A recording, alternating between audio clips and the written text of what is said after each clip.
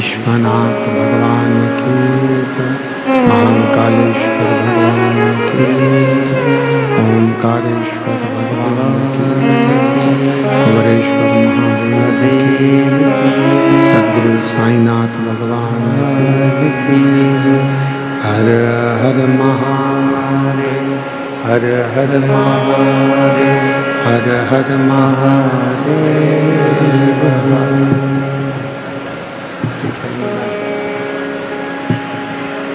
भगवान देवाधिदेव महादेव भगवान शिव, जिनकी पुनीत पावन पवित्र शिव महापुराण की कथा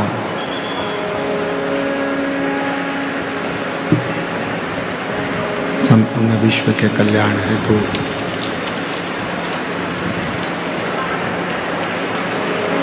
बाबा देवाधिदेव महादेव की कृपा से, उनकी करुणा से, उनकी उदारता से बक्से नहीं चल रहा, बक्से कोई से नहीं चल रहा, पूरे पंडाल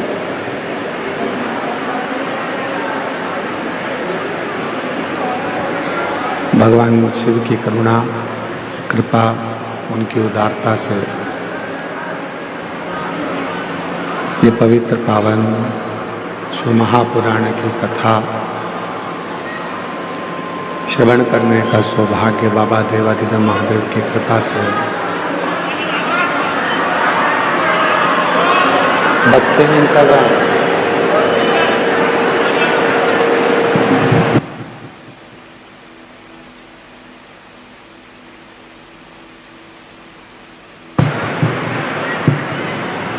भगवान देवाधिदेव महादेव की कृपा से, करुणा से,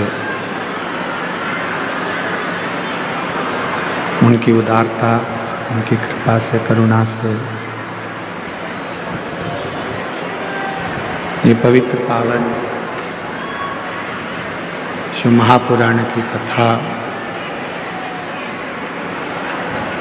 श्रवण करने का सौभाग्य भगवान देवाधिदेव महादेव की कृपा से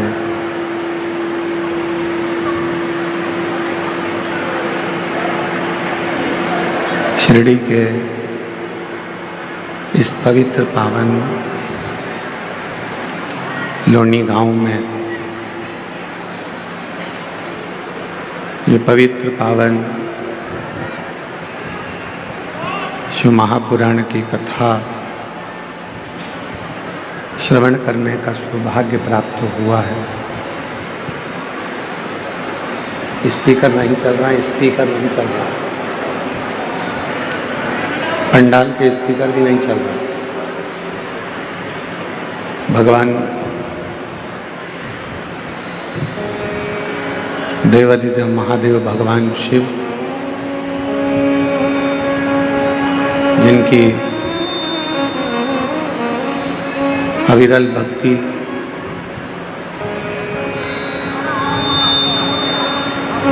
ये पवित्र पावन भगवान देवाधिदेव महादेव की पवित्र कथा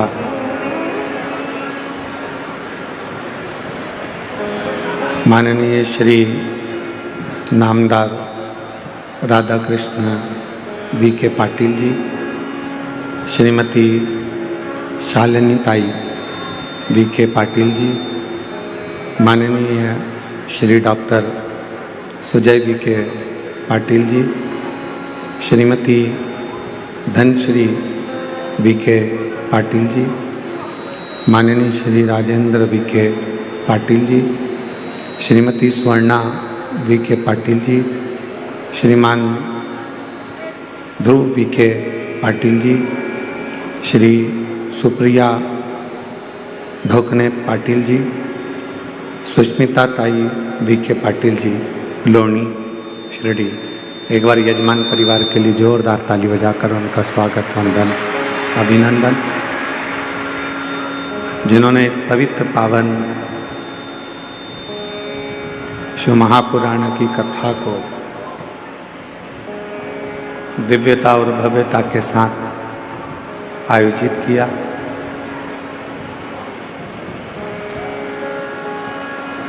भगवान शिव की अविरल भक्ति और मुक्ति प्रदान करने वाली शिव महापुराण की यह पवित्र कथा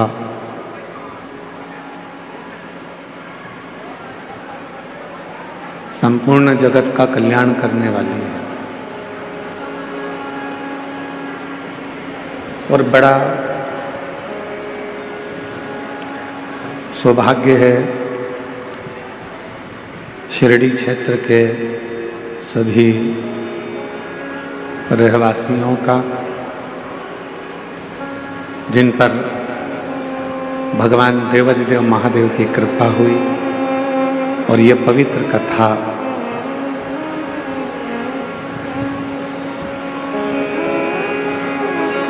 माननीय श्री नामदार राधा कृष्ण विखे पाटिल जी द्वारा डॉक्टर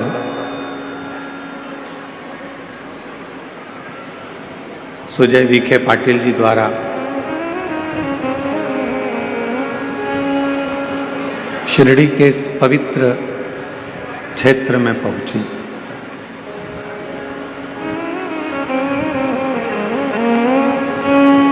और बहुत सुंदर व्यवस्था के साथ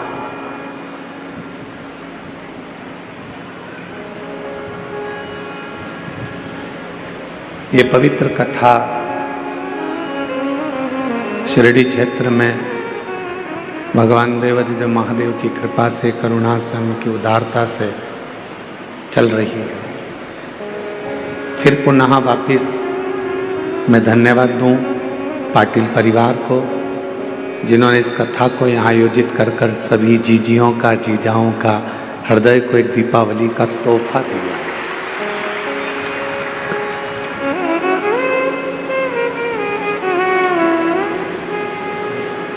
जैसे दीपावली पर कोई गिफ्ट देता है, कोई तोहफा दिया जाता है, उसी तरह माननीय श्री नामदार राधा कृष्ण विखे पाटिल जी द्वारा पूरे शिरडी क्षेत्र वालों को, पूरे शिरडी क्षेत्र वासियों को ये शिव महापुराण की कथा गिफ्ट रूप में प्राप्त हुई। गिफ्ट और तेरी कृपा बिना ना हिले एक भी अणु, लेते श्वास तेरी कृपा से तनु तनु। बखान क्या करूं मैं राखो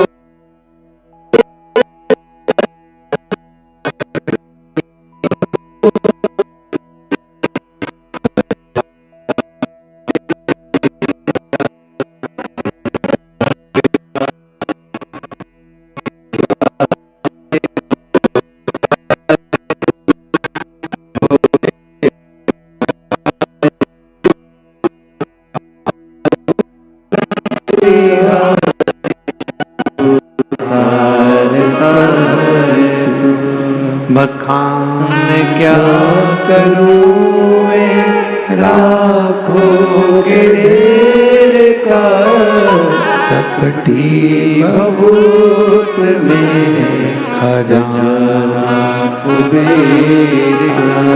हे गंगा मुक्ति द्वार ओमकार तू, भोले ओमकार तू। आयो शांति हरि शंभु तार तार। रिश्ते ज्यादा जरूरी हैं, पर रिश्तों में विश्वास और ज्यादा जरूरी है। जितना जितना विश्वास, जितना जितना भरोसा, जितना जितना दृढ़ता, जितना जितना विश्वास, जितना जितना भरोसा, जितनी जितनी दृढ़ता आपकी और हमारी जिंदगी में आएगा,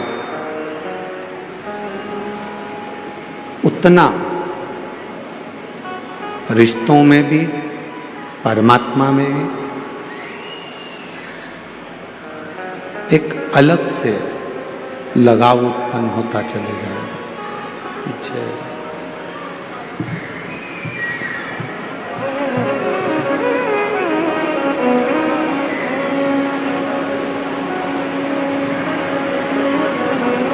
शिव महापुराण की कथा कहती है, भगवान शंकर का चरित्र कहता है, शिव तत्व कहता है। परमात्मा की भक्ति हो, चाहे रिश्तेदारी हो,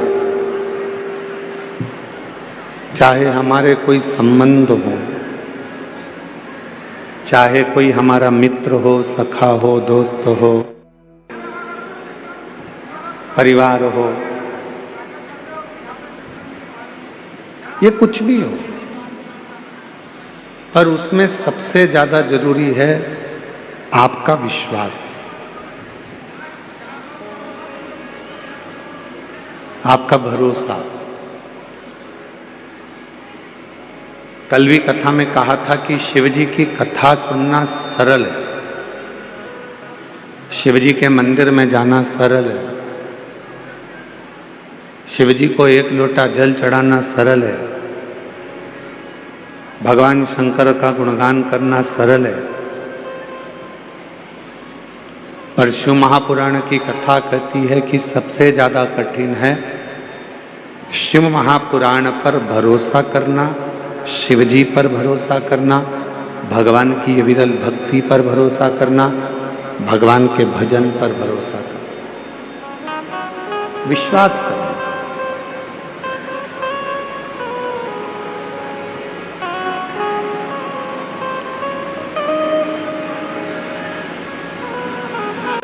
आपका भरोसा कितना है? आप शिव पर कितना विश्वास करते हो, कितना भरोसा करते हो, शंकर के कितने करीब आप पहुंचे हो, ये आपका विश्वास बताए।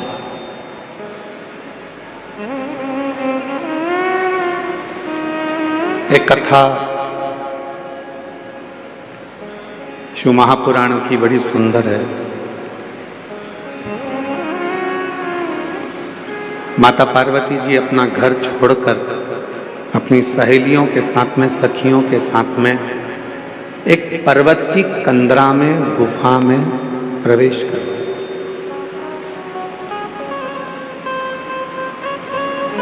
और उसी में माता पार्वती बैठकर शिव जी की साधना करने लगी, भगवान शंकर की भक्ति करने लगी। पहले तप करा, साधना करी,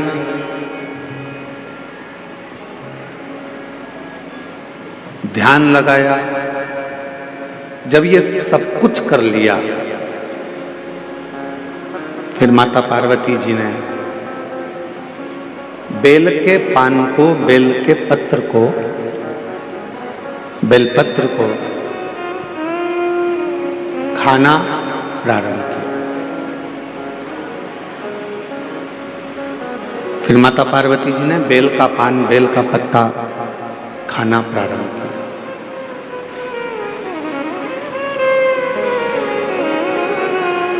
अब सूखे बेलपत्तों को खाती खाती पार्वती मैया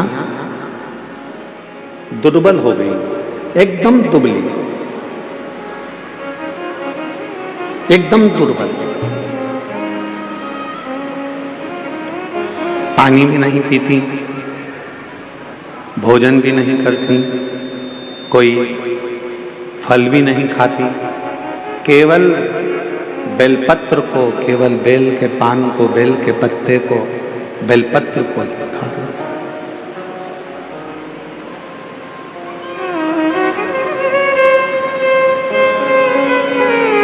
शरीर में उनका पूरा श्याम हो गया, काला पड़ गया।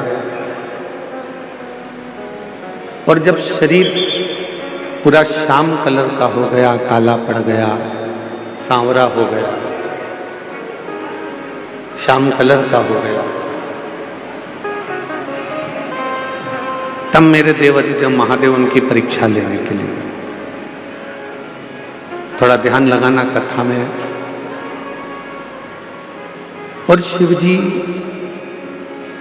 उनकी परीक्षा लेने के लिए गए और भगवान शंकर ने जाकर कहा, पार्वती तुम शिव की आराधना कर रही हो, भगवान शंकर की साधना कर रही हो, शिव को भज रही हो, पर देवाधिदेव महादेव तो कितने सुंदर हैं।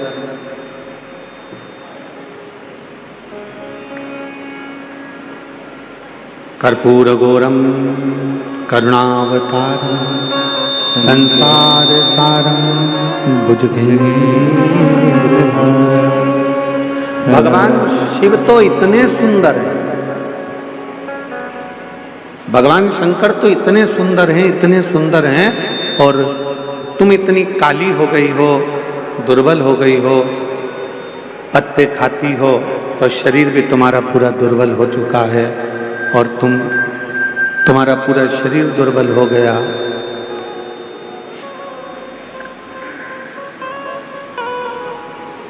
और तुम्हारा शरीर पूरा दुर्बल हो गया, शरीर काला भी हो गया, दुर्बल भी हो गया।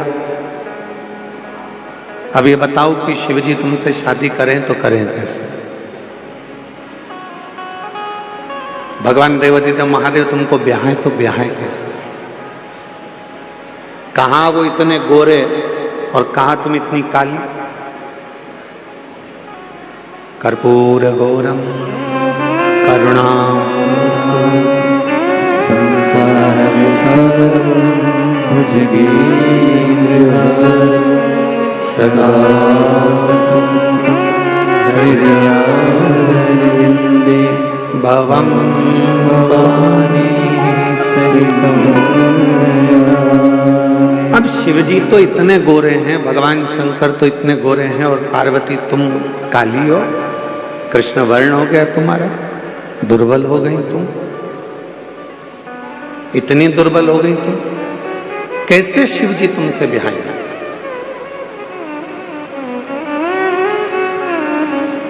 कैसे भगवान शंकर तुमसे शादी करेंगे? कैसे उनका विवाह तुमसे होगा?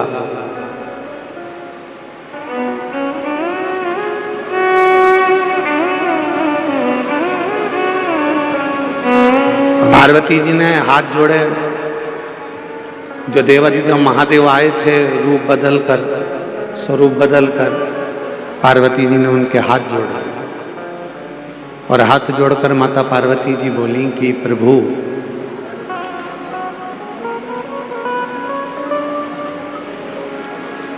भगवान,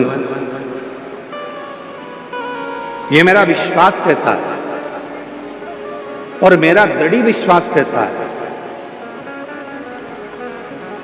बेलपत्र के पत्ते को खाने से जब तुम मेरे पास आकर मुझे उपदेश दे सकते हो, ज्ञान दे सकते हो, मुझे समझा सकते हो, तो ये मेरा विश्वास कहता है कि एक ना एक दिन बेलपत्र का पत्र मेरे मुख में अगर जाता रहेगा तो मेरे भीतर की इंद्रियां संयमित रहेंगी, और जब भीतर की इंद्रियां संयमित रहेगी तो एक ना एक दिन मेरा महादेव भी मेरे पास में मुझे वरने के लिए जरूर आएगा।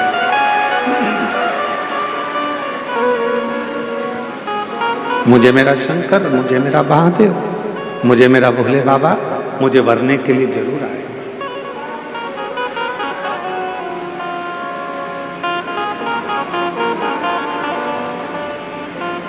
शिव महापुराण की उमा संहिता कहती है, शंकर जी पे चढ़ा हुआ जल का आचमन,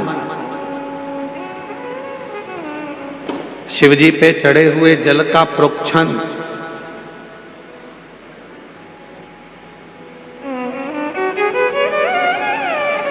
कायिक, वाचिक और मानसिक 3 तापों को नष्ट कर देता है।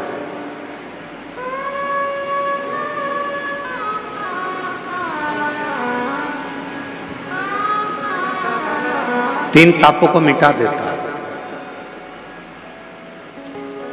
चाहे वो कायिक हो, चाहे वो वाचिक हो, चाहे वो मानसिक।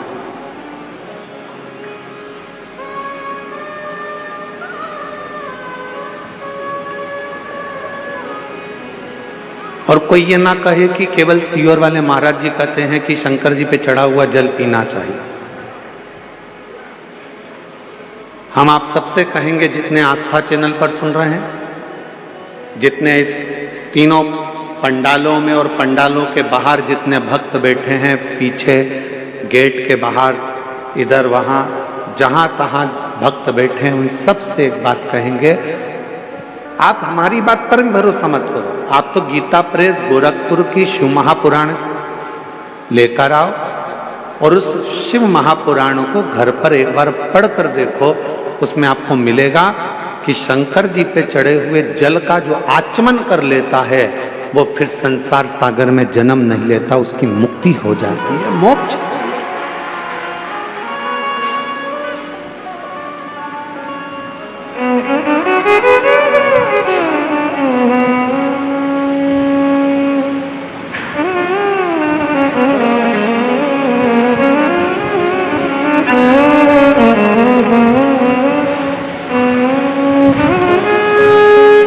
कल डॉक्टर साहब कह रहे थे, श्रीमान सुजय बीके पाटिल जी, कहा गुरु जी, जब पंडाल वाले को फोन किया गया और पंडाल वाले से कहा गया कि 5 लाख लोग एक साथ बैठ जाएं, ऐसा पंडाल बनाना है, तो पंडाल वाला बोला कि 5 लाख लोग पंडाल में आ जाएंगे। तो डॉक्टर साहब बोले, सुजय बीके पाटिल जी बोले, कहने लगे हाँ 5 लाख लोग आ जाएंगे। तो डॉक्टर साहब कल बता रहे थे कि जब ये 5 लाख भक्तों का पंडाल कल पहले दिन ही भरा गया, तो पंडाल वाले को भी आश्चर्य हुआ कि इतने भक्त कैसे। हम डॉक्टर सुजय बीके पाटिल जी को और माननीय श्री नामदार राधा कृष्ण बीके पाटिल जी को धन्यवाद देते हैं। शिव महापुराण का तो ये आनंद है, साथ में डॉक्टर साहब आपका और बीके पाटिल जी आपका प्रेम भी आपके क्षेत्रवासियों के प्रति बहुत ज्यादा है, इसलिए भक्तों का सैलाब। ये भक्तों का आगमन, ये भक्तों का आना शिव तत्व की ओर अविरल भक्ति को प्राप्त करना।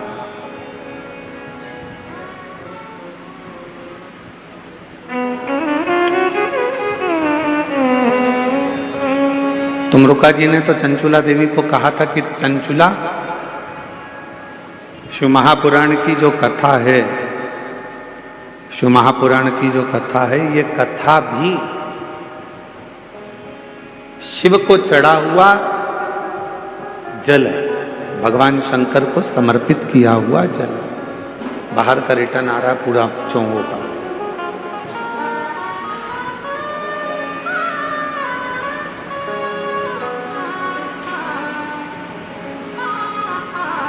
जो शिव महापुराण की कथा को श्रवण कर कर जाता है, ये समझ कर जाता है कि हम शंकर भगवान को चढ़े हुए जल का आचमन कर कर, शिव को प्राप्त कर कर, भगवान शंकर की शरणागति प्राप्त कर कर, भगवान शंकर की भक्ति प्राप्त कर कर हम जा रहे हैं।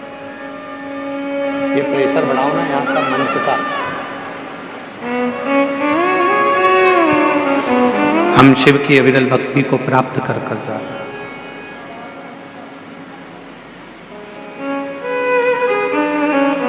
शिव कथा कह रही है, भगवान शंकर का पवित्र चरित्र कह रहा है कि शिव के चढ़े हुए जल का वर्णन स्वयं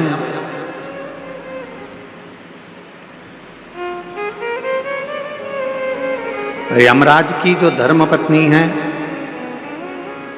यमराज की जो धर्मपत्नी है जिसका नाम है धुमोरना, क्या नाम है उसका? धुमोरना। फिर से बोलो आप लोग, आवाज नहीं आई, डबल से बोलो, धुमोरना।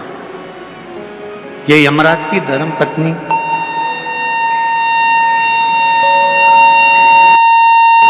ये यमराज की धर्मपत्नी धुमोरना, धुमोरना।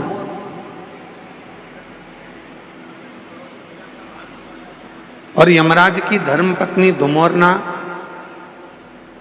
ये जल के महत्व को एक बार स्वयं ने, धुमोरना ने पूछा था।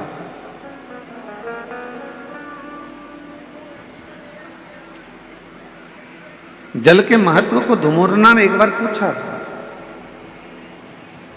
शिव महापुराण की कथा कहती है कि एक बार धुमोरना ने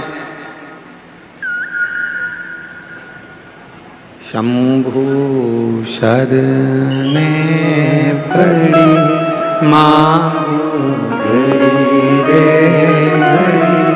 दुख काटो दया करी ने दर्शन आपो शंभु शरणे पड़ी मांगू घड़ी रे दुख काटो दया करी दर्शन आपो। धुमोरना ने एक बार देखा यमराज की साक्षी में भैंसे को।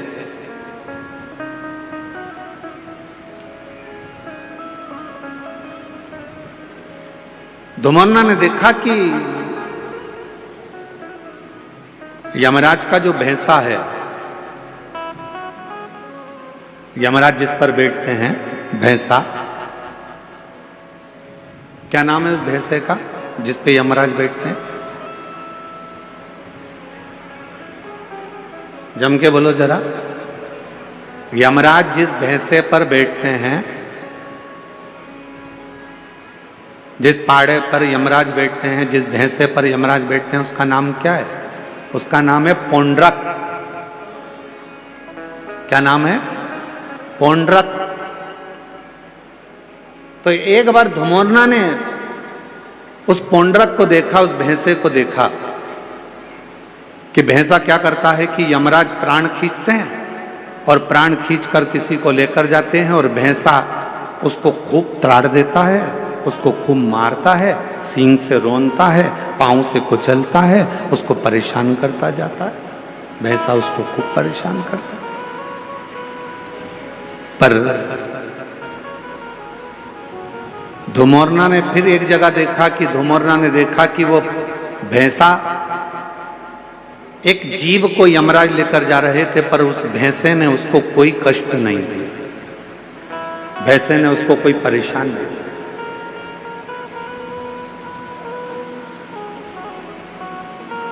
अब किसी को तो भैंसा मारता था और किसी को नहीं मारता था, किसी को कष्ट देता था, किसी को नहीं देता था। धुमोरना के मन में, यमराज की धर्मपत्नी के मन में यह बात अड़, और यमराज की धर्मपत्नी के मन में यह बात अड़ी, और यमराज की धर्मपत्नी ने विचार करा आखिर ये हो क्या रहा। जब यम की आज्ञा है कि कष्ट देना है तो देना चाहिए, फिर ये भैंसा किसी को कष्ट देता है, किसी को नहीं देता है, किसी को अच्छा रखता है, किसी को बुरा रखता है, आखिर ऐसा हो क्यों रहा।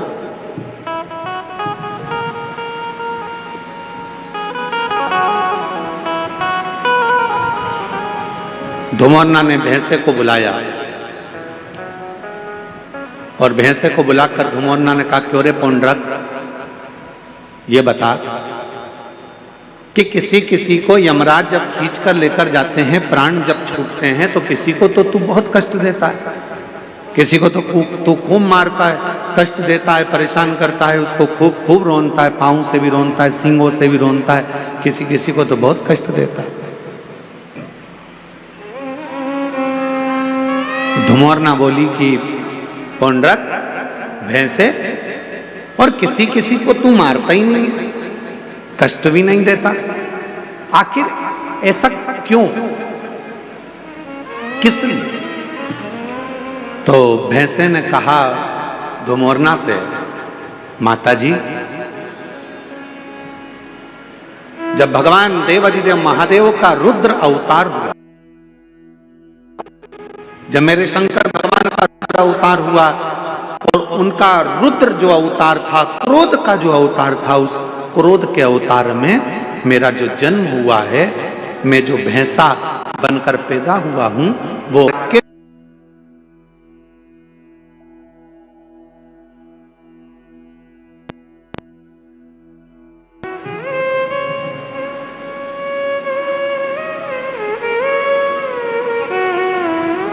और मेरा जन्म हुआ रुद्र की जंघा से।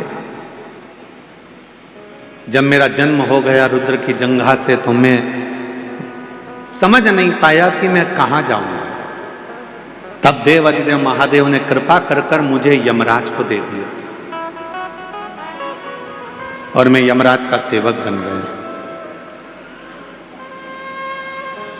यमराज ने कहा कि तुम यदि मेरे पास में रहोगे तो मेरी आज्ञा का पालन करना पड़ेगा। तो देवाधिदेव महादेव जी ने कहा कि यमराज को मैंने तुम्हें दिया है तो तुम्हें इसकी आज्ञा का पालन करना है, तुम आज्ञा का पालन करो। और यमराज की आज्ञा का पालन धुमोरना से भैंसा कहता है कि मैं करने लगा। पर शिवजी ने मुझे कहा कि ए पौंड्रक, एक बात सुन, तू यमराज का भैंसा जरूर बनेगा, तू यमराज के पास जरूर रहेगा, पर एक काम करना, तुझे मैंने जन्म दिया है, मेरी जंघा से तू उत्पन्न हुआ है। रुद्र कहते हैं यदि कोई संसार का मनुष्य, पशु, पक्षी, जानवर, जलचर, थलचर, कोई मानव, उसके शरीर में अगर शिवलिंग पर चढ़ा हुआ जल, शंकर का चढ़ा हुआ जल यदि उसके शरीर पर कहीं लगा हो या उसके मुख में शंकर का चढ़ा हुआ जल पड़ा हो, तो उसे तो त्राण मत देना, उसे कष्ट मत देना, उसको सीधे मार्ग से लेकर, उसको तू त्राण मत देना, उसको तू कष्ट मत देना, उसको तू सीधे मार्ग से लेकर, उसको तू परेशान मत करना।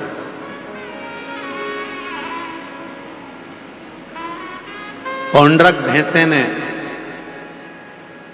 वचन दे दिया देवाधिदेव महादेव को कि मैं वचन देता हूं रुद्रदेव, ये मेरा वचन है, जिसके मुख में शिव का चढ़ा हुआ जल होगा, जिसके शरीर पर शंकर का चढ़ा हुआ जल छीटा गया होगा, उसको ना यमराज परेशान करेगा ना ये भैंसा परेशान करेगा, वो सीधे कैलाश धाम की ओर जाए।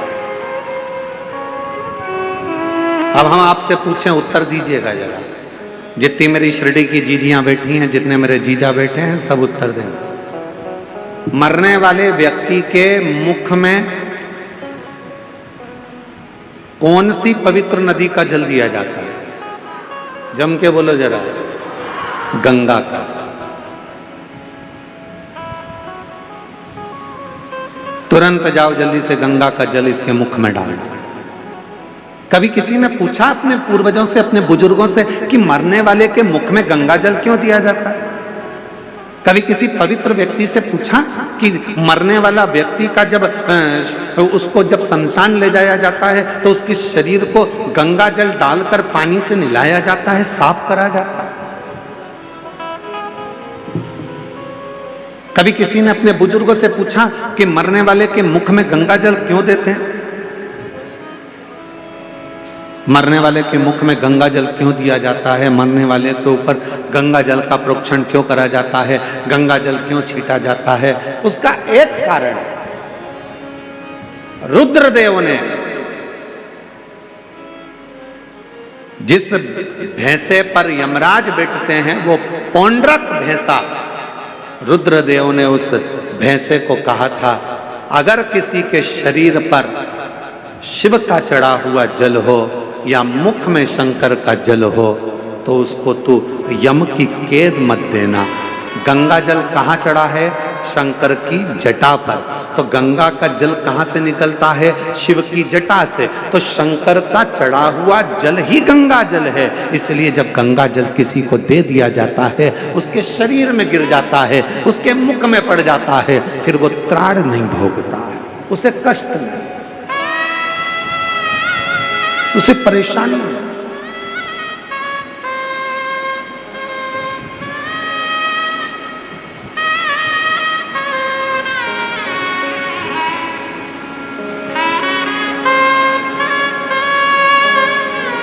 महाराज,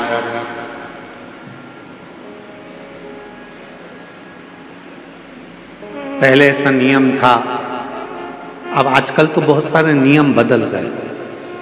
पहले कोई मानसरोवर जाता था तो मानसरोवर का जल लेकर आता था, तो अपने आसपास में थोड़ा थोड़ा जल देता था। बोलो बोलो दीदी, सही है गलत है? कोई गोदावरी स्नान करने के लिए जा रहा है तो माँ गोदावरी का जल लेकर आ रहे हैं तो थोड़ा थोड़ा आसपास में बांटते थे। कोई हरिद्वार गया, गंगा जी का जल भरकर लाया तो गंगा जी का जल आसपास में बांटते थे। पहले ऐसा नियम था। अब बीच में लोगों ने ये नियम बंद कर कर गिफ्ट बांटना चालू कर दिया। हम केदारनाथ जी गए थे, तुम्हारे लिए गिफ्ट लेकर आए। हम हरिद्वार गए थे, तुम्हारे लिए गिफ्ट लेकर आए। हम शिरडी गए थे, तुम्हारे लिए गिफ्ट लेकर आए। फिर गिफ्ट का काम बंद हुआ तो लोगों ने फिर प्रसाद देना चालू करा। हम उज्जैन गए थे, तुम्हारे लिए प्रसाद लेकर आए। हम वहां गए थे, तुम्हारे लिए ये प्रसाद लेकर आए। हम तुम्हारे लिए ये प्रसाद लेकर आए। शिव महापुराण की कथा कहती है, किसी मंदिर, देवालय, शिवालय या किसी तीर्थ का सबसे बड़ा प्रसाद होता है वहां की पवित्र नदी का कुंड का जल। वो जल जब हम अपने आसपास में देते हैं तो हमें हजारों हजारों तीर्थ का पुण्य फल प्राप्त हो जाए।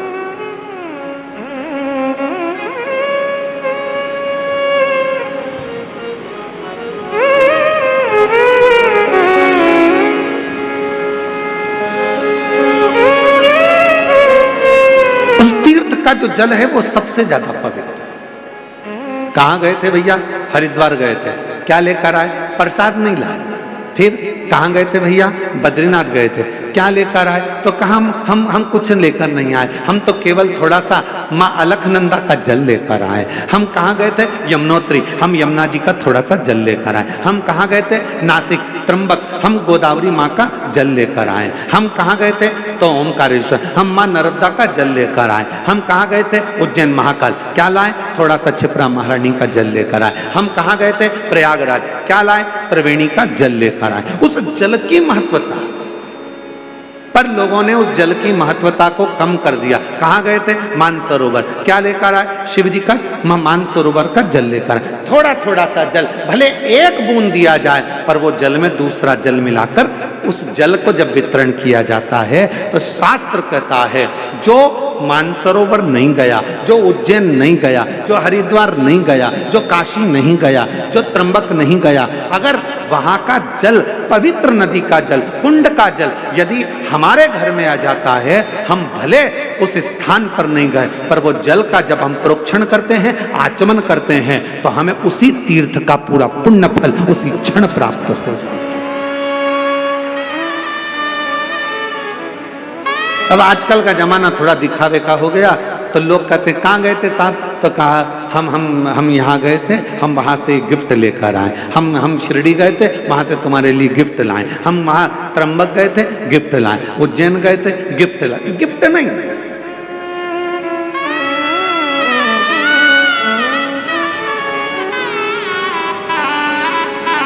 अभी कथा में हमने कहा था, जलगांव की कथा में,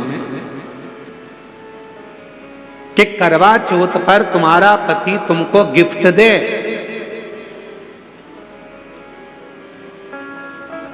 पर तुम अपने पति को कसम खिलवाना। बोला था कि नहीं बोला था?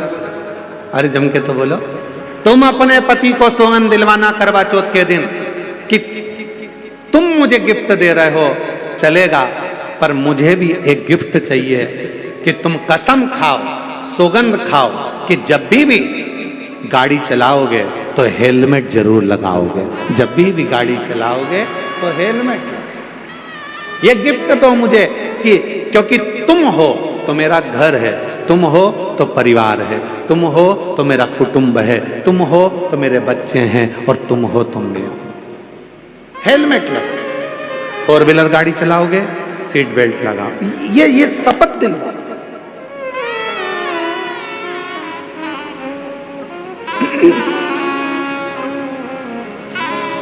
और मैंने तेरे ही भरोसे बाबा, तेरे ही भरोसे हवा बिच उड़ती जावांगी बाबा, डोर हर तो छड़ी ना में कटी जावांगी। भोले मैं तेरी पतन, शंभो मैं तेरी पतन, हवा बिच उड़ती जावांगी बाबा, डोर हर तो छड़ी ना में कटी जावांगी। भोले मैं तेरी पतन, शंभो मैं तेरी पतन। सबसे बड़ा गिफ्ट है, सबसे बड़ा दान है तीर्थ का जल जो तुम लेकर आए हो, वो तीर्थ के जल को सबको दे।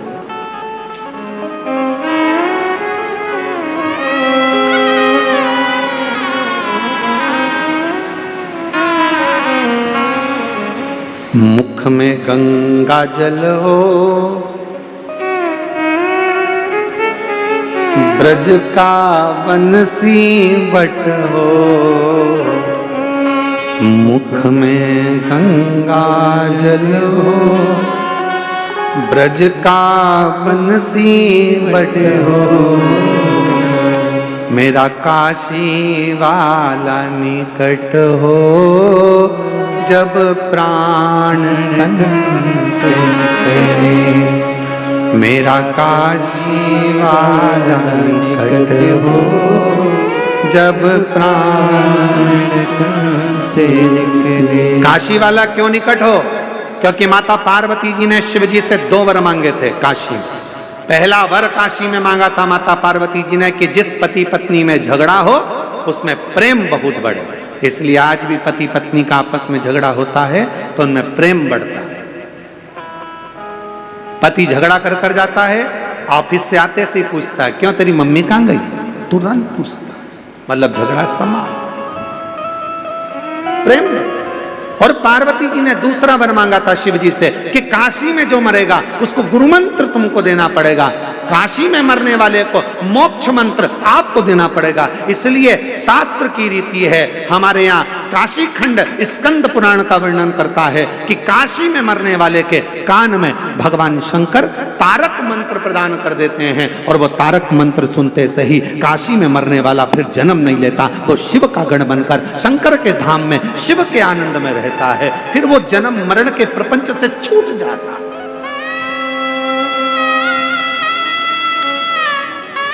फिर वो जन्म मरण के प्रपंच से मुक्त हो गए, मुक्त।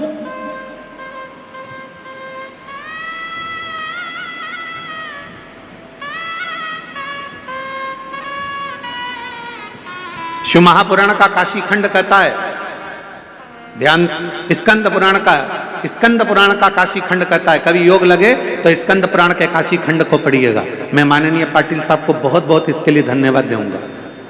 माननीय नामदास राधा कृष्ण विखे पाटिल जी को, डॉक्टर सुजय विखे पाटिल जी को मैं इस चीज के लिए धन्यवाद दूंगा कि काशी खंड में, स्कंद पुराण के काशी खंड में लिखा है, जो कार्तिक के महीने में भगवान शंकर की अविरल भक्ति करता है, जो कार्तिक के महीने में शिव महापुराण की कथा यदि एक बार भी श्रवण कर लेता है, उसको सहस्त्र अश्वमेध यज्ञ का फल तुरंत प्राप्त हो जाता है।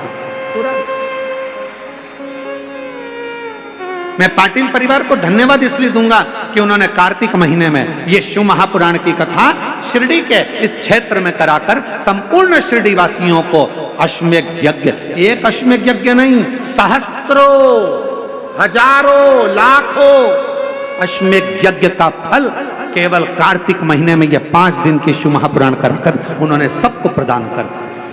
सब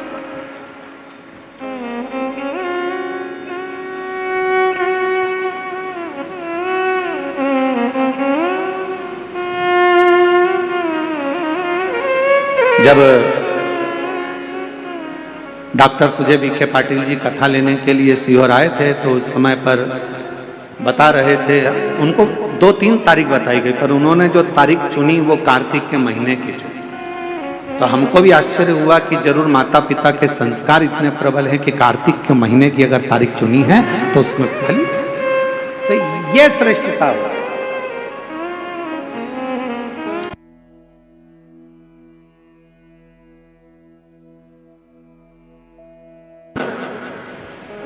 तो हमने जब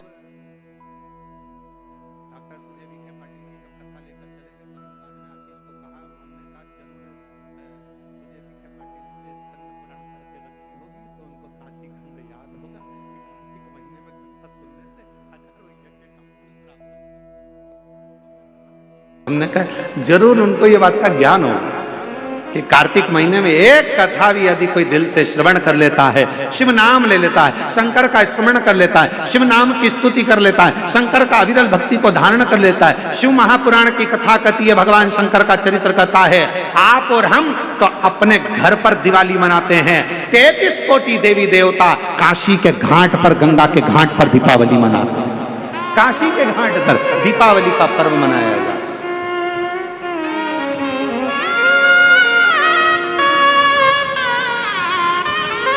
शिव धाम में, भगवान शंकर के धाम में, काशी में, शंकर के अविरल धाम, हम तो आपसे भी कहेंगे आपके घर के आसपास में जो शंकर का मंदिर हो ना, दीपावली के दिन शंकर के मंदिर में जाकर दीपदान जरूर करना। दीपावली के पर्व पर शिव मंदिर में जाकर उसके आसपास में दीप जरूर लगाना। क्यों? आपको वही फल प्राप्त होगा जो काशी में देवताओं ने दीप जलाकर प्राप्त किया, वही।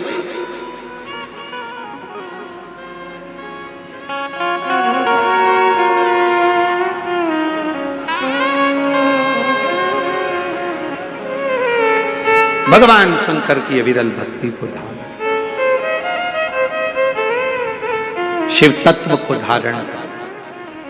और इस वर्ष जब आप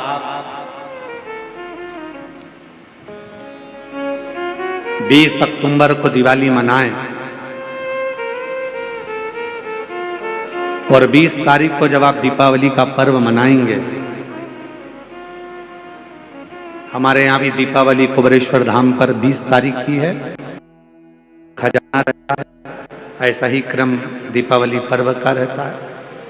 तो 20 तारीख को जब आप दीपावली मनाए तो इस वर्ष सबको कहूंगा, जितने भी आस्था चैनल पर कथा सुन रहे हैं, जितने फेसबुक यूट्यूब पर कथा श्रवण कर रहे हैं, यदि आपकी जिंदगी में 4 दिन दुकान चल रही है, 4 दिन बंद पड़ी है, व्यापार थोड़े दिन चलता है, थोड़े दिन बंद हो जाता है, आपके विद्रोही, आपके दुश्मन आप पर कहीं ना कहीं से इधर से उधर से वार कर रहे हैं, या आपका लक्ष्य आपको प्राप्त नहीं हो रहा, कोई बहुत मेहनत करता है तो भी लक्ष्य नहीं मिल पा रहा, जहां तक आपको पहुंचना है वहां तक यदि आप नहीं पहुंच पा रहे हैं, तो इस दीपावली पर जब आप 20 तारीख को दीपावली का पर्व मनाएं, तो 20 तारीख को दीपावली के पर्व के दिन शंकर भगवान को स्पर्श कराकर एक बेलपत्र लेकर जरूर अपने घर पर आए और जहां पूजन कर रहे हैं उस बेलपत्र को एक प्लेट में अवश्य रखें, उस पर हल्दी और कुंकू उस पर अवश्य चढ़ाएं। एक चावल का दाना लाल कर, एक चावल का दाना पीला कर उस बेलपत्र पर अवश्य चढ़ाएं और उस बेलपत्र को अपने पास में 1 वर्ष तक संभाल कर रखना। फिर अगले साल आप और हमें बताना कि उस बेलपत्र ने आपको मंजिल तक पहुंचाया कि नहीं पहुंचाया, आपको लक्ष्य प्रदान कराया। कई लोग रहते हैं, बहुत मेहनत करते हैं, बहुत परिश्रम करते हैं, सब चाहते हैं कि ये व्यक्ति इतने स्थान पर बैठे, इसको ये पद मिलना चाहिए, इसको ये कुर्सी मिलना चाहिए, इसको ये जगह मिलना चाहिए, इसको वहां तक पहुंचना चाहिए, इस व्यक्ति को तो इस पद पर पहुंचना चाहिए पर नहीं पहुंच पाता, इस व्यक्ति को तो वहां तक पहुंचना है पर ये नहीं पहुंच पाता। एक बेलपत्र का प्रयोग कर देखो। अगले वर्ष बात करेंगे कि मेरे भोलेनाथ ने आपका हाथ पकड़कर आपको उस मंजिल तक भेजा कि नहीं भेजा।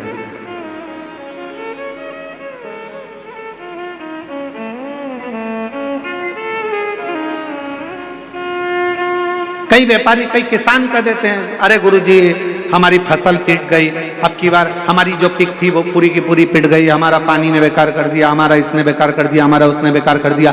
बेचारा किसान कर्जे में होता चले जाता है, तकलीफ में होता चले जाता है। हम उनसे भी कहेंगे एक बार प्रयोग कर देखिए, एक बेलपत्री का दीपावली की रात्रि को, और अब की बार दीपावली का पर्व 20 अक्टूबर को जो मनाया जा रहा है, 20 अक्टूबर दीपावली पर्व के दिन एक बार प्रयोग कर देखिए कि वो बेलपत्र शिव जी को लगाया हुआ। क्यों? क्योंकि भगवान शंकर ने माता लक्ष्मी को जब भगवान विष्णु को दिया था, क्योंकि माता लक्ष्मी की माँ ख्याति देवी तो लक्ष्मी जी का विवाह शिव जी से करना चाहती थी, पर शंकर जी ने मना कर दिया था कि मैं विवाह नहीं करूंगा, इनको तो नारायण को दे दो। तो लक्ष्मी जी को भगवान शंकर ने जब यहाँ आया, तब माता लक्ष्मी ने वर दिया, भगवान शंकर से प्रार्थना करी, आप मुझे आज्ञा करो। शंकर भगवान ने कहा, जिस दिन तुम पृथ्वी पर भ्रमण करने के लिए आओ और जिस स्थान पर बेलपत्र विराजमान हो, उस स्थान पर तुम सदा विराजमान हो जाओ। वहां से फिर अविरल बोल बम का नारा है। इतना धीमा बोलोगे तो शिरडी वालों कल्याण तुम्हारा। अच्छे से बोलो जरा, बोल बम का नारा है, हार हार महादेव। शिव तत्व की प्राप्ति।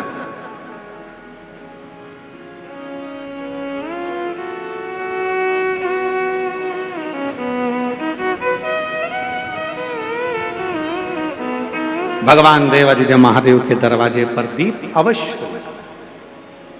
हमारे यहाँ कुबेरेश्वर धाम पर लोग दिवाली मनाने के लिए जब आते हैं, दीपावली पर्व के लिए जब आते हैं, खजाने के लिए जब आते हैं, तो भक्ति के साथ, अविरल भक्ति के साथ शिव तत्व को प्राप्त करने के, और शिव क्या ना दे। भगवान शंकर क्या ना दे। तेरी कृपा बिना न हिले एक भी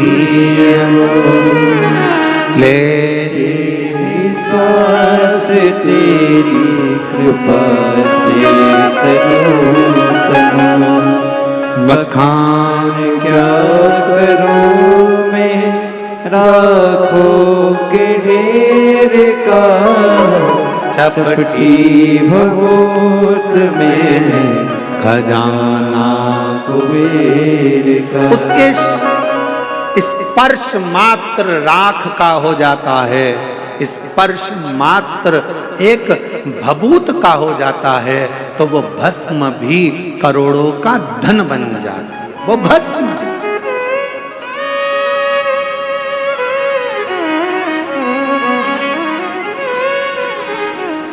इसलिए शिव महापुराण की कथा कहती है, एक लोटा जल सारी समस्या का हल।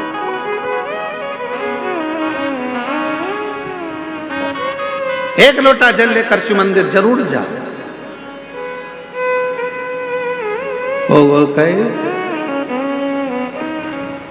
शिव महापुराण मध्ये एक लोटा पाणी घेऊन खूपचा महत्व आहे।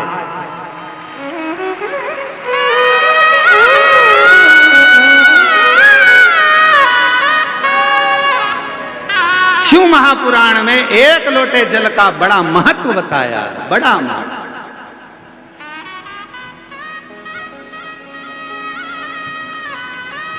शिव पिंडीचा एक लोटा पाणी घेऊन, जो एक लोटा जल शंकर की पिंडी पर जल चढ़ा देता है, उसका खूब खूब खूब खूब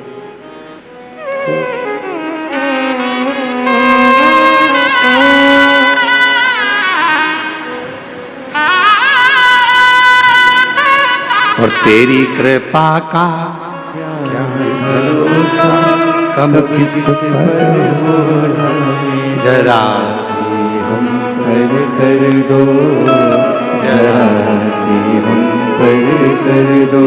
तेरी कृपा का क्या है भरोसा, कब किस पर हो हो जाए, जरा सी हम पर कर दो, जरा सी हम पर कर दो। जिस पर भी हो गई तेरी कृपा करुणा वो भव पार हुआ, भव पार हुआ। पापी हो चाहे जितना उसका भी बाबा उद्धार हुआ, उद्धार हुआ। गिद्ध अजामिल गणिका जैसे तेरे मन को भाए, जरा सी हम पर कर दो, जरा सी हम पर कर दो। तेरी कृपा का क्या है भरोसा, कब किस पर हो जाए, जरा सी हम पर कर दो, जरा पर कर दो। तेरी कृपा का क्या है भरोसा, कब किस पर हो जाए, जरा सी हम पर कर। ये उसकी उदारता, ये उसकी करुणा है, ये उसकी कृपा है, ये उसकी दया है। आप दिल से उसको पुकारो, वो दिल से झोली भरता है। आप दिल से पुकारो, दिल से कहो उसको, दिल से विनय करो उसको, दिल से निवेदन करो उसको, वो सुनेगा, आएगा, देगा, झोली भरेगा, जाएगा। तो शंकर भगवान पर चढ़े हुए जल की महत्वता शिव महापुराण की कथा कहती है। भगवान शंकर का पवित्र चरित्र कह रहा है कि मरने वाले व्यक्ति के मुख में गंगा जल क्यों दिया जाता है। आपके बच्चे पूछें, आपके रिश्तेदार पूछें तो उनको बताना कि शिव महापुराण में वर्णन आता है, स्वयं यमराज की धर्म पत्नी धुमोरना ने यह प्रश्न स्वयं जिस पर यमराज बैठते हैं उस भैंसे से, उस पौंड्रक से पूछा, भैंसे से कि तू किसी को कष्ट देता है, किसी को नहीं देता।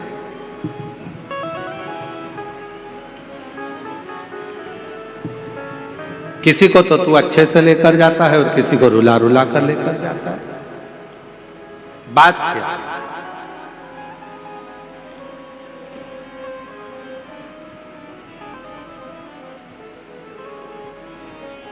क्या बात है?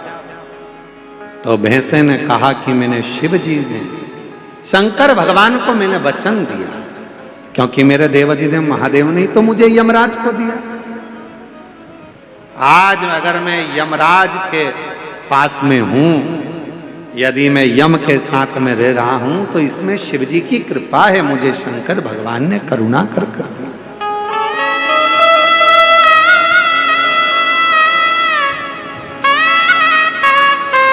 ये शिव की उदारता से मुझे मिला। इसलिए हमारे सनातन धर्म में आज भी नियम है, ये गंगा का जो जल है वो भगवान शंकर का चढ़ा हुआ जल है, शिव के ऊपर से चढ़कर नीचे आ। कई लोग हमारा बहुत विरोध जब करते हैं तो विरोध में कह देते हैं कि शिव जी पे चढ़ा हुआ जल मत पियो। सीहोर वाले महाराज ने बताया पियो, और यह कहता है मत पियो। तो जो तुमसे कहे कि शंकर पर चढ़ा हुआ जल नहीं पीना चाहिए, तो उनको कहना कि फिर तो मरते समय तू गंगा जल भी मत पीना, क्योंकि वो भी तो शंकर जी पे चढ़ा हुआ है। शिव जी के शीश पर आया तब तो नीचे आया। शिव महापुराण की कथा कहती है कि धुमोरना से, यमराज जी की धर्म पत्नी से स्वयं भैंसा कह रहा है, वो पौंड्रक भैंसा कह रहा है कि शिव की कृपा, शंकर की। कहा जिसके ऊपर शंकर का चढ़ा हुआ जल का प्रोक्षण हो, जो शिव का चढ़ा हुआ जल का आचमन कर ले, कहा उसको फिर कोई नरक के भोग ना भोगना।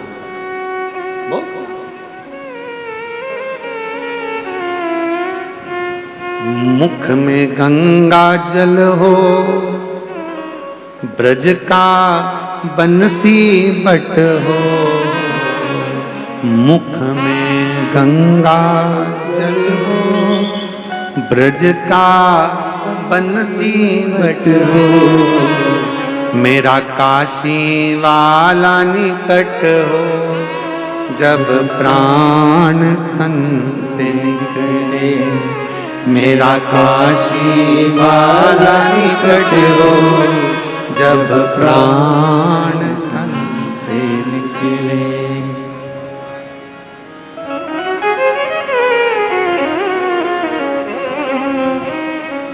हे भोलेनाथ, हे भोलेनाथ, इतना तो करना भोले, जब प्राण तन से निकले। इतना तो करना भोले, जब प्राण तन से निकले। बाबा इतनी कृपा करना। हम हो सकता है प्राण छूटते समय हम काशी ना हो,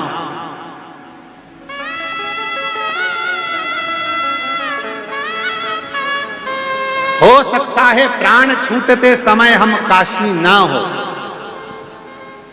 पर यदि हमने शंकर भगवान आपको एक लोटा जल चढ़ाया है तो इतनी कृपा जरूर करना, हम भले काशी में ना हो पर काशी वाला हमारे करीब में जरूर हो। ऐसे ऐसे काशी वाला।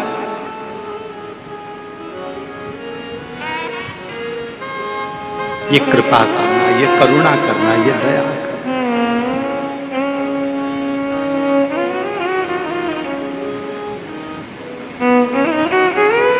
यमराज की जो धर्मपत्नी है ना,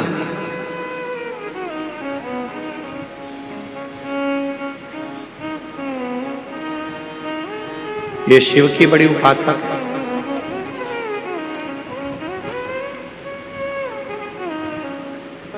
ध्रुमोर्ना दक्ष प्रजापति की बेटी है। शंकर भगवान की धर्म पत्नी भी, माता सती भी दक्ष प्रजापति की बेटी है। कामदेव की धर्म पत्नी रति भी दक्ष प्रजापति की बेटी है। यमराज की धर्म पत्नी वो भी धुमोरना भी दक्ष प्रजापति की बेटी। महाराज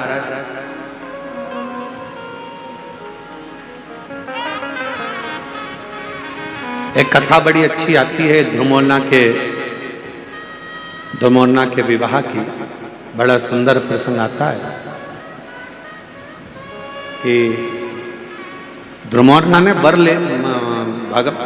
ने अपने पिता दक्ष प्रजापति से निवेदन करा, और ध्रुमोरना ने अपने पिताजी से निवेदन करा कि मेरा जो हाँ विवाह करो जो मृत्यु को जीत ले, जो मौत को विजय प्राप्त कर ले, जो मृत्यु पर विजय प्राप्त कर ले, उससे हमारा विवाह। ध्रुमोरना ने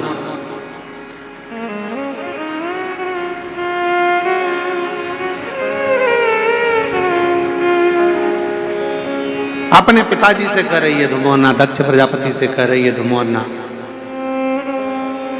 कैसी कृपा करिए, हमारा विवाह वहां हो जो मृत्यु पर विजय प्राप्त कर ले। तो इतने में दक्ष प्रजापति ने विचार करा, ठीक है अगर आप ऐसा कहते हो तो आपके लिए हम वही वर ढूंढेंगे जो मृत्यु पर विजय प्राप्त कर ले। तो उनके लिए उसी समय पर दक्ष प्रजापति ने यमराज को लाकर खड़ा कर दिया। तो धुमोरना ने देखा कि ये यमराज, इसका तो पूरा स्वरूप बड़ा कृष्ण है, काला है और भयंकर स्वरूप है। तो इतने में धुमोरना ने कहा कि पिताजी इनसे विवाह, तो कहा ये यमराज है, इससे विवाह कर लीजिए। धूमरना ने अपने पिताजी का कहना माना, हां भर ली। शादी के मंडप में धूमरना पहुंच गए। जरा ध्यान से सुनना, शादी के मंडप में धूमरना पहुंच गए।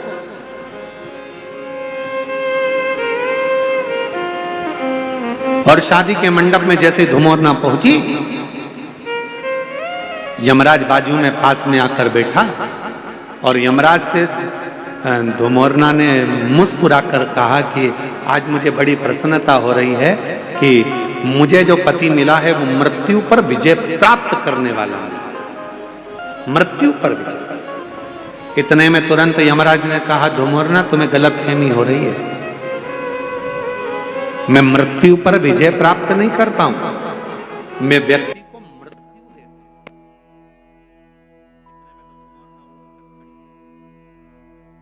धूमरना ने विचार करा कि मेरा विवाह उसके साथ हो रहा है जो मृत्यु प्रदान करता है, और मैंने तो अपने पिताजी से कहा था कि जो मृत्यु पर विजय प्राप्त करे मेरा विवाह उससे होना चाहिए। इतने में तुरंत यमराज ने कहा कि मृत्यु पर मैं विजय प्राप्त नहीं कर सकता, पर धूमरना मृत्यु पर तो केवल एक है जो विजय प्राप्त कर सकते हैं, पर उनका विवाह माता सती के साथ, तुम्हारी बहन के साथ हो चुका है, और वो देव अधिदेव महादेव हैं जो मृत्यु पर विजय प्राप्त कर लेते।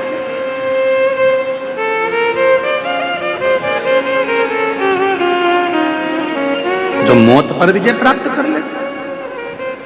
इतने में धूमरना उठकर चली गई, और जैसे ही धूमरना उठकर गई, दक्ष प्रजापति को सूचना मिली कि मेरी बेटी यमराज से विवाह नहीं करना चाहती, अब करा क्या जाए।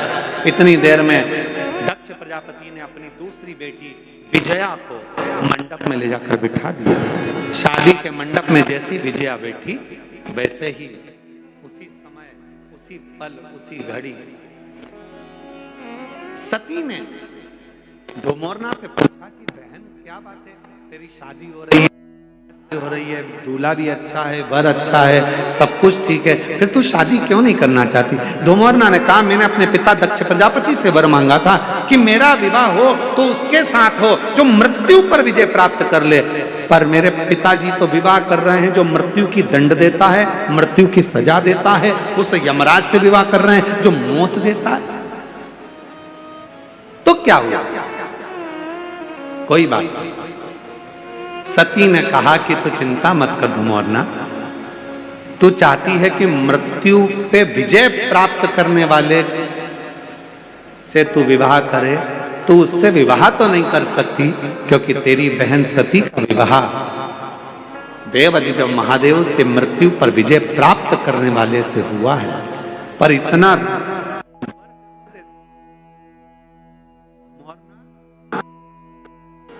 तेरा पति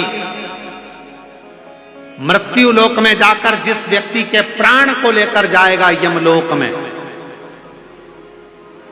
उस समय पर जिसके प्राण छूट रहे होंगे, उसके मुख से यदि शिव का नाम निकल गया तो धूमरना उसी क्षण तुझे शंकर का दर्शन हर पल हर घड़ी होता है, हर पल। और उसका वर क्या प्राप्त होगा, उसका फल क्या प्राप्त होगा। शिव महापुराण की कथा कहती है, श्री शिवाय नमस्तुभ्यम, ओम नमः शिवाय, ओम ओम नमः शिवाय, ओम नमः श्री शिवाय नमस्तुभ्यम बोलने वाला, ओम नमः शिवाय बोलने वाला, हर हर महादेव बोलने वाला, बोल बम का नारा है, बाबा है सहारा है, ऐसे उच्चारण करने वाला, शिव तत्व को गुंजायमान करने वाला, शंकर के नाम को लेने वाला, जब अपने प्राणों को छोड़ता है और उसके मुख से यदि भूलवश भी शिव का नाम निकल जाता है तो धूमरना शिव जी का दर्शन करती है और यमराज से प्रार्थना करती है, आप इस जीव को जब लेकर आओ तो नरक लेकर मत जाना, इसको बैकुंठ छोड़कर आना, वहां देवता इंतजार कर, वहां देवता इंतजार कर।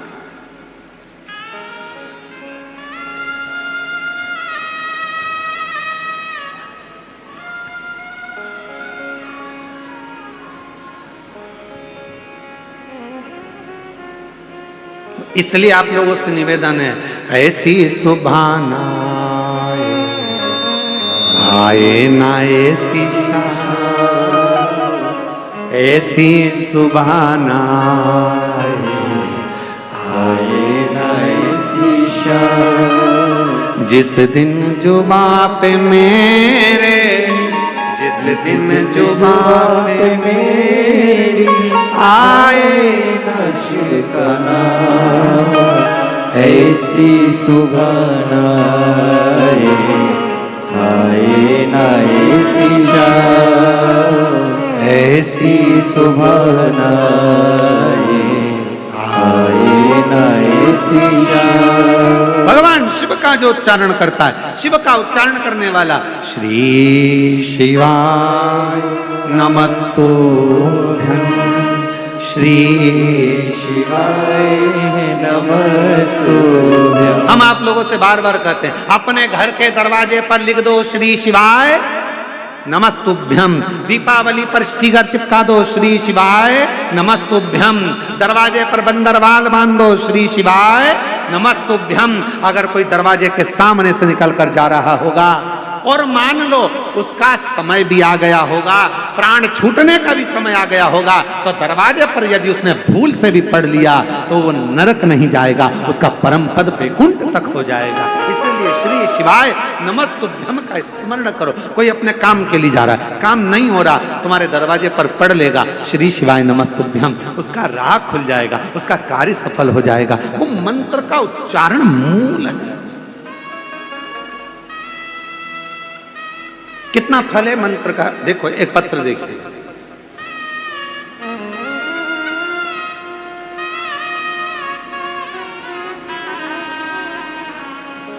बनीता प्रताप सिंह परदेशी, गांव घोटी, तालुका इंगतपुरी, जिला नासिक, महाराष्ट्र से। कहीं बैठी हो हाथ हिला सकती हैं, और अगर बैठी हो तो एक बेलपत्र लेने के लिए आ सकते। गुरुदेव हम 2022 से कथा सुन रहे हैं, हमारा लड़का प्रवीण 2023 से एमपीएससी की पढ़ाई की तैयारी कर रहा है, पर प्रवीण हर रोज उठकर मंदिर भी जाए, पर उसका सिलेक्शन जब नहीं हुआ तो हार गए। तब हमने उससे कहा, सियोर वाला बाबा कहता है कि मेहनत 4 गुना करो, मंदिर में साफ सफाई करो, शिवजी पर एक बेलपत्र जरूर चढ़ाओ, एग्जाम देने जाओ तो बेलपत्री पर शहद लगाकर शिव का भजन कर कर जाइए। पशुपति व्रत करा, तब हमने देखा तो भी जब उसको फल नहीं मिला तो उसका हिम्मत थोड़ा सा हारा। हिम्मत हारा तो हमने कहा पीछा मत छोड़ना बेटा, बाबा देगा जरूर। और तब हमने कहा कि एक बार कुबेरेश्वर धाम चल, हम उसको कुबेरेश्वर धाम ले गए। हमने कहा प्रवीण कुबेरेश्वर धाम लेकर चलो, और वहां जाकर बाबा का पूजन अर्चन करा। आज बाबा को धन्यवाद देती हूँ कि मेरे उस बेटे का सिलेक्शन हो गया और बेटा उच्च पद पर अधिकारी बनकर बैठ गया। मैं बाबा को यहाँ प्रणाम करने के लिए। एक पत्र देखिए बड़ा सुंदर,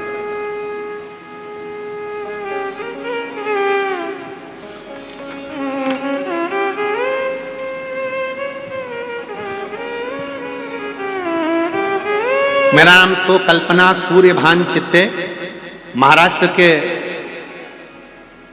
अहिल्या नगर से ही हूं, और अहिल्या नगर गांव महाकालवाड़, जरा पढ़ो, जरा पढ़ के बताओ। महाकालवा गांव, ठीक है, श्री रामपुर अहिल्या नगर से। बाबा मेरी शादी को 22 साल हो गए थे, पर मुझे संतान नहीं हुई।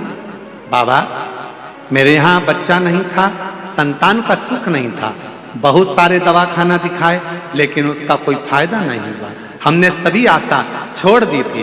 तभी एक सूरज की किरण जैसे खबर मिली जो मैं आज बताने जा रही हूँ। मेरी बहन गुरु ननंद ने बताया कि भोले बाबा की कथा में जाओ, वहां बाबा सभी समस्या का हल करते हैं। हम नहीं जान पाए, तब उसने कहा सियोर वाला महाराज कथा करता है, उसके पंडाल में बैठकर यदि कथा सुने, उसकी मिट्टी को पेट पर लगाए तो गर्भ जरूर ठहरता है। हमने विश्वास नहीं करा। जब इतने डॉक्टर फेल हो गए तो ये मिट्टी क्या करेगी। हम जलगांव चले गए, वहां की मिट्टी को पेट पर लगाया, 40 गांव की कथा भी सुनी और 40 गांव की कथा सुनकर हम आए, पशुपति व्रत करा, सफेद